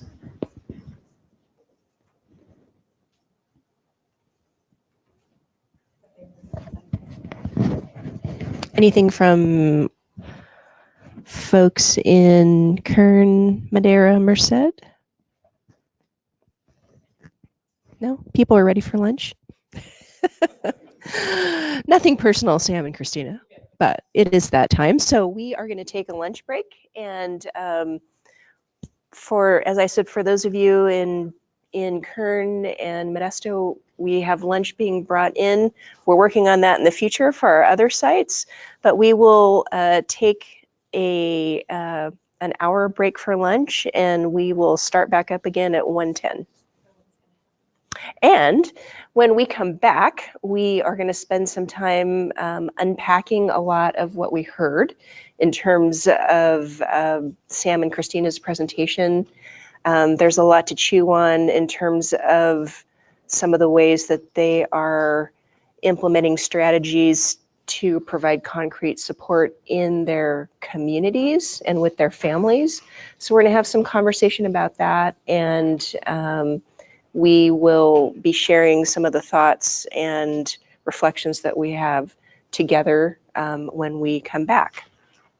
All right, so we will see everybody at 1:10.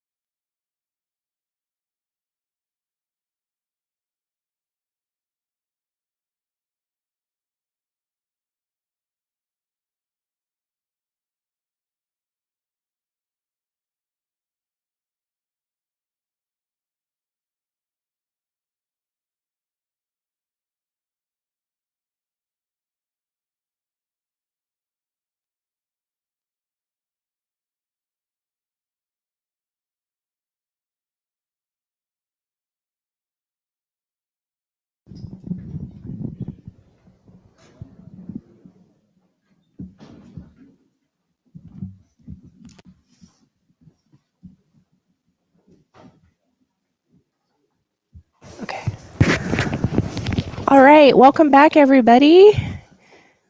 I hope everybody had a good lunch.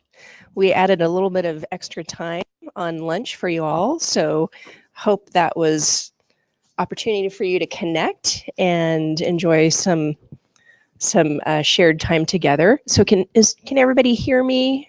All the sites everybody's on? Okay, great. Okay, good. So what we're going to be doing the rest of this afternoon, and we'll be done by 3 o'clock, is we're just gonna, since Sam and Christina have a little bit more time with us before they have to leave, we're gonna open up a little bit more time for questions, answers, reflections, other thoughts or things that you found interesting about MCI that you'd like to ask a little bit more about. So we'll do that. And for any of the folks at the either online or at our remote sites, feel free to either chat in questions or let us know if you have questions for Sam and Christina. And then after that, we're going to have some discussion at the tables, and we will take a look at some of the reflections that you have, what was interesting to you, what you heard, what you'd like to know more about, what you want to take away from today. So I'll start with, for all the sites, if there are questions or thoughts, anything that you have that you'd like to know more about related to MCI from Sam or Christina.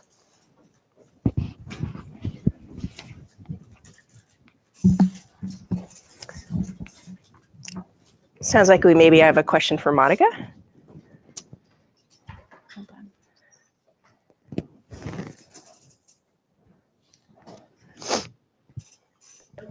Monica, can you hear us? Yes, can you hear us? Yes, we can hear you. So our question has to do with how are they funded? Good How are they question. funded? Okay, thank you.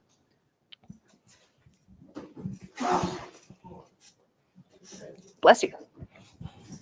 So we have some foundation funding. One is from the Doris Duke Charitable Foundation, which is a national foundation based in New York.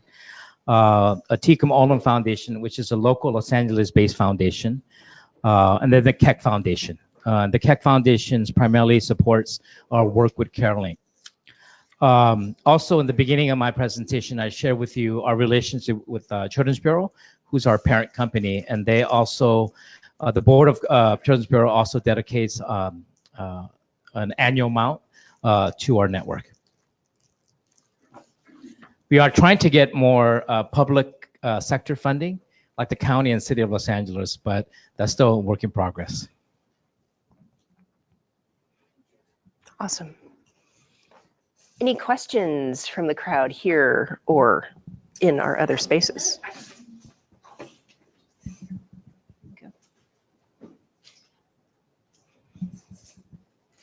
She's raising her hand. All right, Monica, go ahead and ask your next question. So as a community that does not have foundations in our vicinity, how could a community like Merced County get connected to these foundations?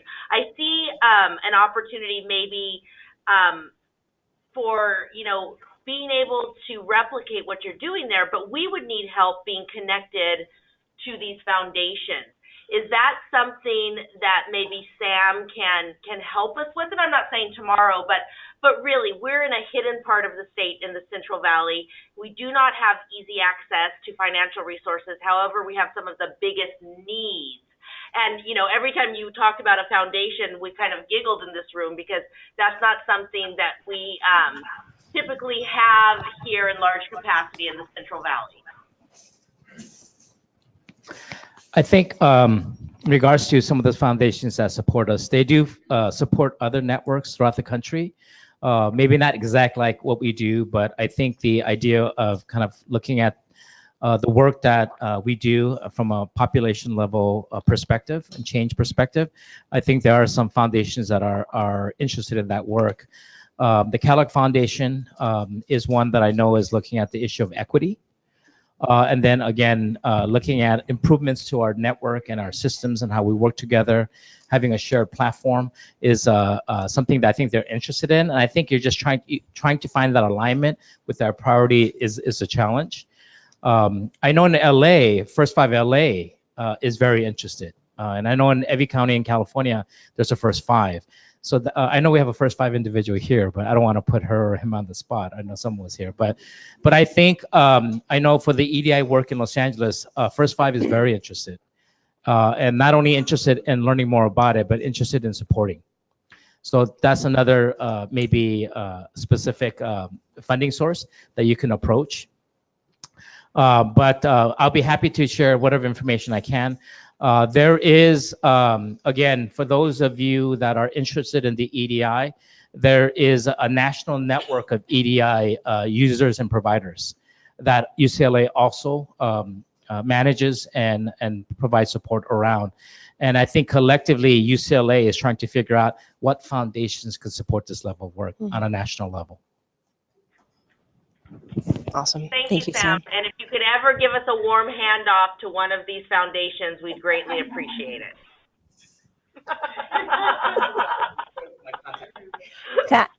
Yeah, I was just going to say we'll make sure that we provide contact information for Sam and Christina, and any other information that has come up today that would be helpful for you. We'll make sure that all of you that are participating get connected to that. We have a question from Tom. What county? Kern. From Kern County. Their question is, what is your annual cost of the Carelink software? The for MCI, the annual cost is the $10,000 for the users. The Carelink software system itself is owned by 211 LA County, so they manage it, on their own, on their costs. So, and I know that we're not the only contractor that they have. They are contracting with other county departments, such as housing and local hospitals, around the issue of mental health and the chronically homeless. So it really depends on the level of use and number of people, but our cost is on an annual basis $10,000 because Carelink and 211 covers the remaining costs. Now, if there are special things that we're asking them to do, for instance, if our provider says, you know what, this function is really difficult, or can we do this or can we do that, then we have to go back to them. And if they have to modify the actual screening or questionnaire, there's usually an additional cost, but it's not astronomical. It's probably about maybe anywhere from $1,000 to $2,000. Awesome. Yeah. Other questions?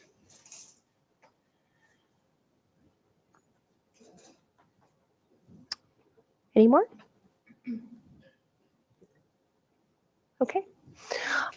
All right. Well, we thank you again, Sam and Christina.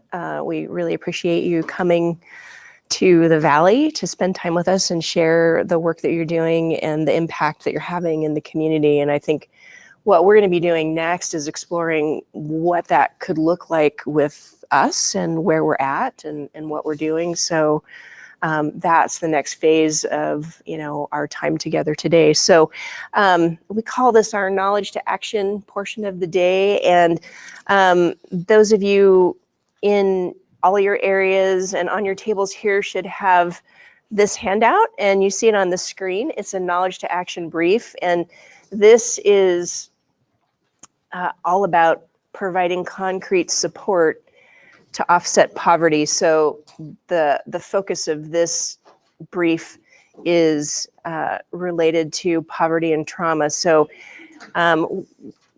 we'll invite you to spend some time looking at this as a group. We have a couple of questions we're going to delve into in just a moment. But the brief is really helpful in terms of identifying what some of the concerns and issues are specific to poverty and trauma, and what are some concrete things that we can do and some support we can bring to families to begin to address those. So that's a handout that you have. You also all should have just this really nice summary about the protective factor, concrete support in times of need. So this is, informational for you.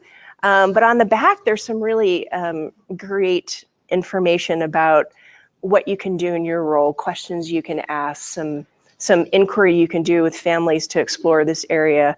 I think one of the things that struck me earlier when Christina was talking about was, what's the main issue you're struggling with? It's food. That's a basic need. And, very often we try and ask our families to do a lot of complex things, but if they don't have some of those basic needs met, then they're not going to be able to, to cross over and do some of the things that we really want them to work on. So some really interesting stuff in these two handouts that you have. So go on to the next slide. So here are the questions that we have and what we'd like for everyone to do. So at the remote sites in here is to identify at your table someone who is going to be a presenter and someone who is going to be your scribe, is going to take notes. And we have these two questions that we'd like for you to discuss together. So the first question is very simple, or the first two questions, I should say. It's, what did you hear? What did you hear today? What resonated with you? And what's possible for you? So we, in the Valley, our demographics, our data, there are some differences between us and inner city LA. However, I think we heard some commonalities too, some things that we share. So what's possible for you in terms of what you heard today? And then the second question is, after hearing the presentation, what one or two things can you take away from today that will help you build concrete support or resiliency through concrete support? So those are the questions that we'd like for you to focus on. So we're going to give, I think, a good 20 minutes of conversation for this.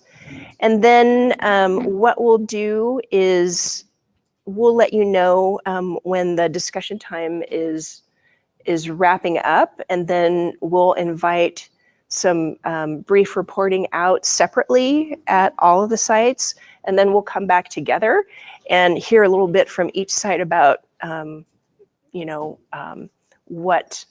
what your responses are, what resonated with you, and thoughts you have moving forward. So, okay. All right. Feel free if you need to join another table. It looks like everybody is pretty well organized, or if you want to mix up groups, feel free to do that.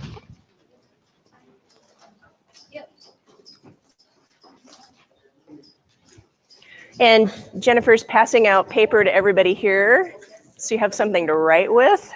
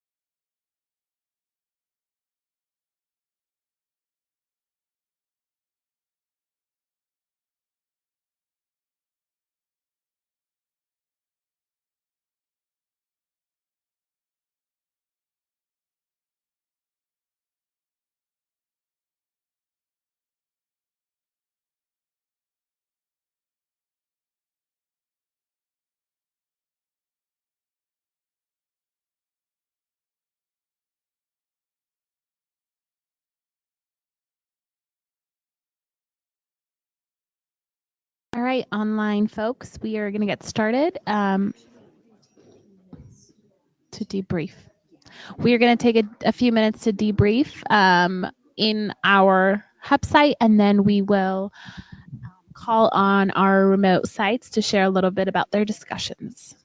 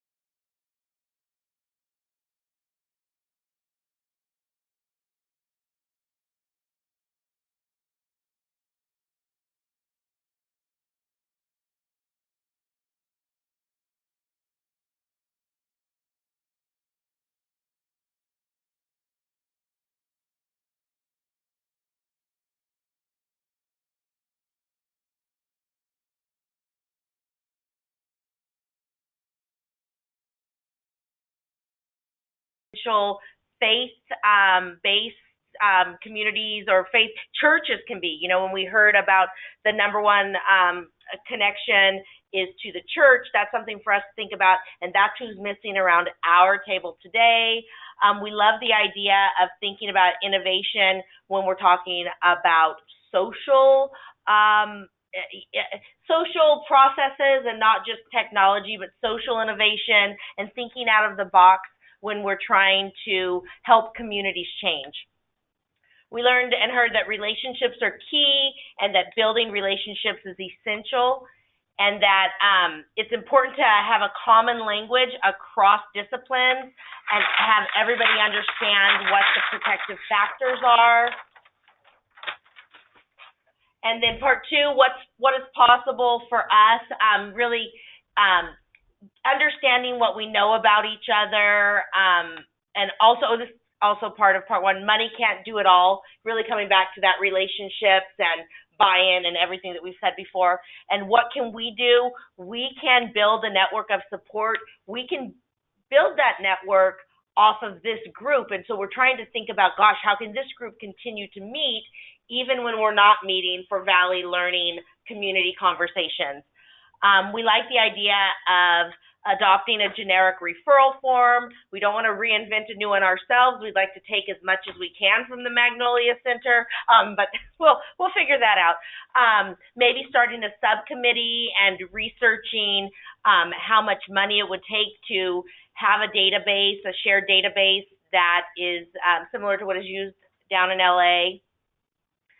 And then as far as taking one thing back and implementing, we did realize our 211 is not as robust here as it is in other areas, but we did learn that if you access it online in our community, there are a lot of resources that we haven't been accessing, so we're going to start to use our 211 better. Learn about resources in the community and really put foot soldiers on the ground so that we can keep up to date on what resources are current. We love the idea of implementing some of those literacy activities immediately, like on the sign-in sheets, asking, did you read to your child last night? We love the idea of establishing resident fellowships. We talked about how we can use currently existing PLTI, Parent Leadership Training Institute groups, to maybe build on that idea of residence fellowships. I also like the idea of the professional fellowships and this ongoing learning together on how to improve our communities. And then we really want to look into beautification grants. And we talked a lot about the success that you've seen in LA in helping to prevent graffiti. And then we ran out of time.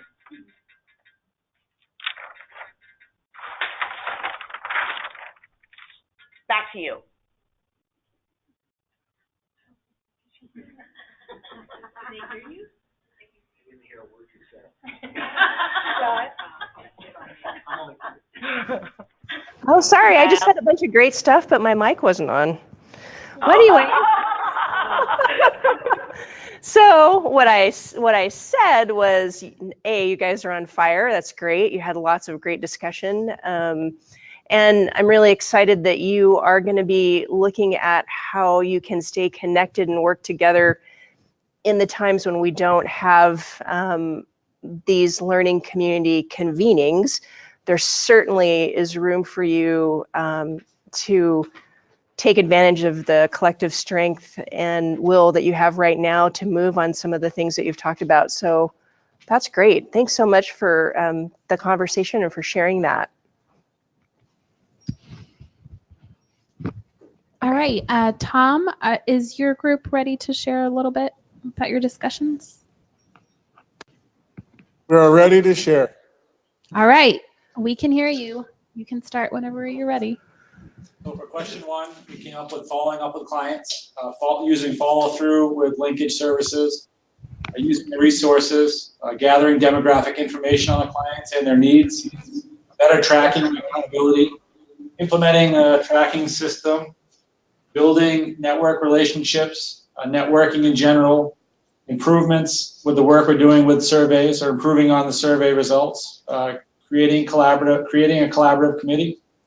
For question two, acknowledging client strengths, coordinating services, attaining feedback on those services, more or better collaboration, having a common workflow or common contact at certain agencies, being approachable and engaging, using common language and common steps, taking and sharing the data across all agencies, advocating for families, and helping them navigate the system. That's great.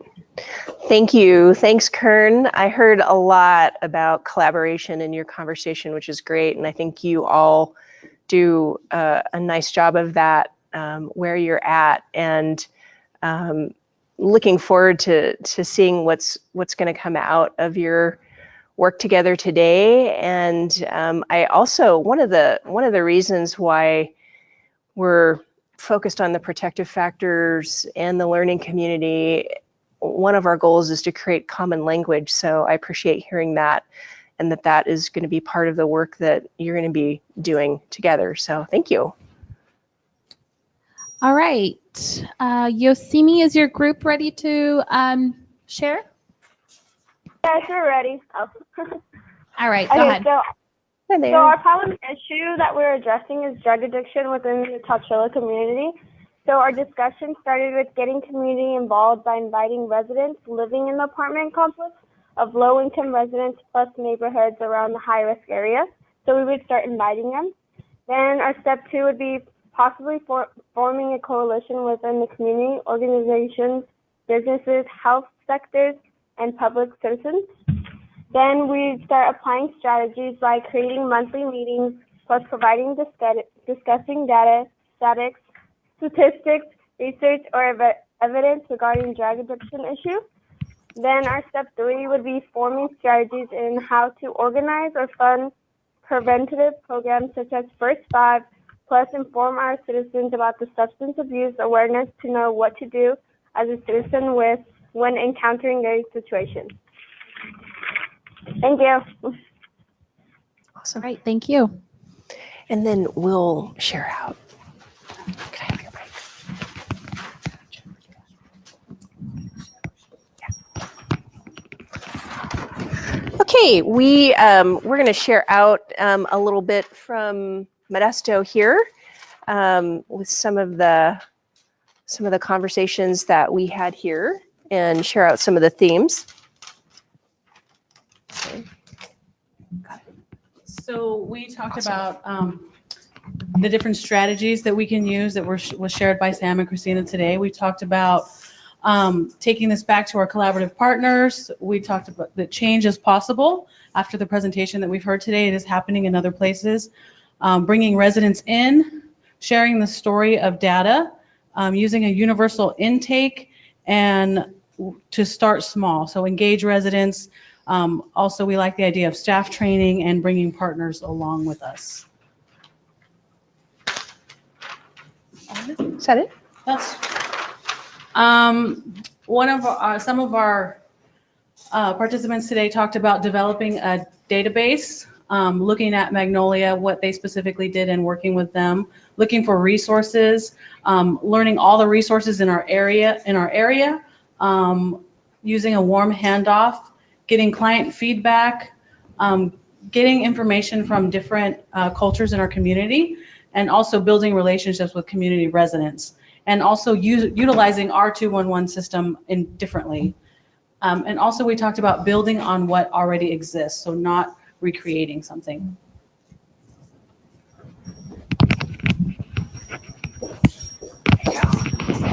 All right, thank you. Thank you. Appreciate that, everyone. So just I want to share a couple of announcements with you. First of all, and I mentioned that to this group here, but we hope you will all take a few minutes to fill out your evaluation. The evaluation is one page. It's on your table, and we really rely on your feedback to help us learn how the experience was for you and what we can do to make it better. So we appreciate your feedback as always. I do want to share another opportunity for you all in the Valley region.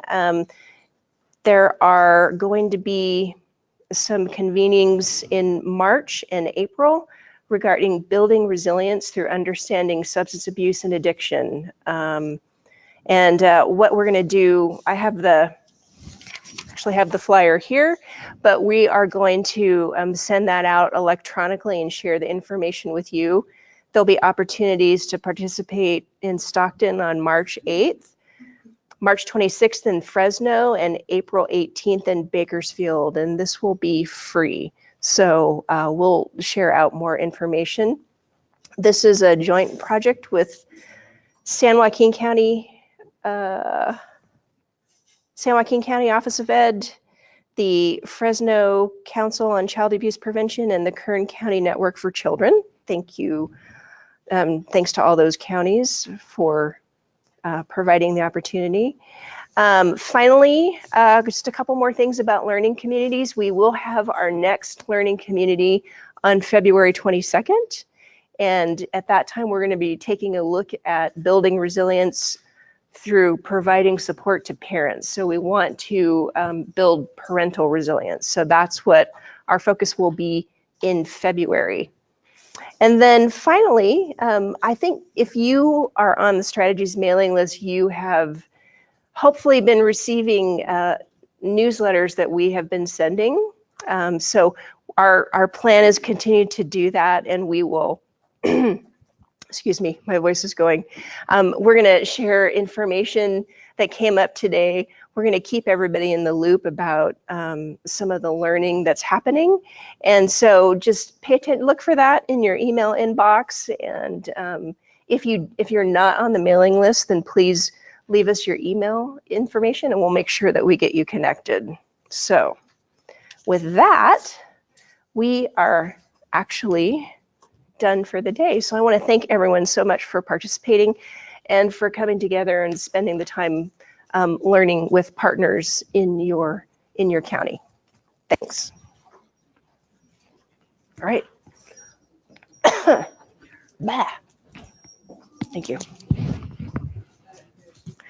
Folks.